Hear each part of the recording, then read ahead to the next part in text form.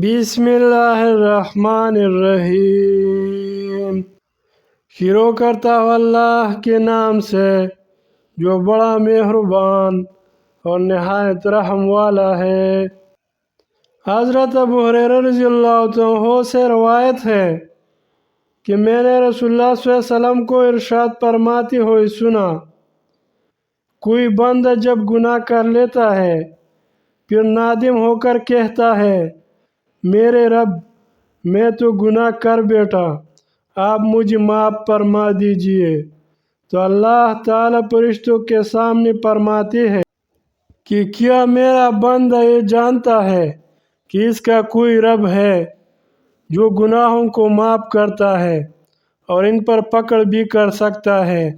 سن لو، میں نے اپنے بندے کی مغفرت کر لی۔ پھر وہ بندہ جب تک اللہ تعالیٰ چاہے گناہ سے رکا رہتا ہے، پھر کوئی گناہ کر بیٹھتا ہے تو نادم ہو کر کہتا ہے، میرے رب میں تو ایک اور گناہ کر بیٹھا، آپ اس کو بھی معاف کر دیجئے، تو اللہ تعالیٰ فرشتوں سے فرماتے ہیں، کیا میرا بندہ جانتا ہے کہ اس کا کوئی رب ہے جو گناہ معاف کرتا ہے اور اس پر پکڑ بھی کر سکتا ہے۔ سن لو، میں نے اپنے بندے کی مغفرت کر دی۔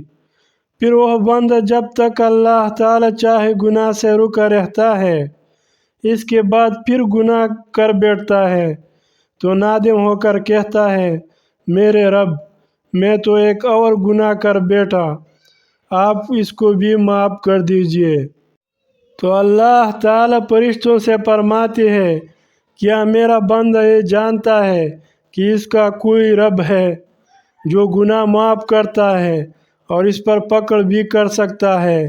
سن لو، میں نے اپنے بندے کی تینوں گناہ معاف کر دیے۔ بندہ جو چاہے کرے، یعنی ہر گناہ کے بعد توبہ کرتا رہے، میں اس کی توبہ قبول کرتا رہوں گا۔ بخاری شریف۔ پیارے دوستو، اگر ویڈیو اچھی لگی تو لائک کرے اور چینل کو سبسکرائب کرے۔ فرمان مصطفیٰ ہے، جس نے میرے حدیث کو سنی اور دوسروں تک پہنچائی تو اس کا چہرہ تر و تازہ رہے۔